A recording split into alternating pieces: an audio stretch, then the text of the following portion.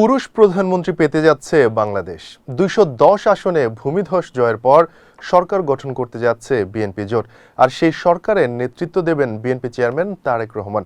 এতে করে প্রায় ৩৫ বছর পর আবারও একজন পুরুষ প্রধানমন্ত্রী পেতে যাচ্ছে বাংলাদেশ। সবশেষ ১৯৮৮ সালে প্রধানমন্ত্রী ছিলেন কাজী জাফর আহমেদ। ১৯৯০ সালের পর থেকে দেশে আর কোনো পুরুষ প্রধানমন্ত্রী দায়িত্ব পালন করেননি। দীর্ঘ সময় ধরে বিএনপির সাবেক চেয়ারপারসন খালেদা জিয়া ও আওয়ামী লীগ সভাপতি শেখ হাসিনা সরকার প্রধান হিসেবে দায়িত্ব পালন করেছেন। এদিকে বিজয় উদযাপন ঘিরে কোনো ধরনের মিছিল না করার নির্দেশনা দিয়েছে বিএনপি।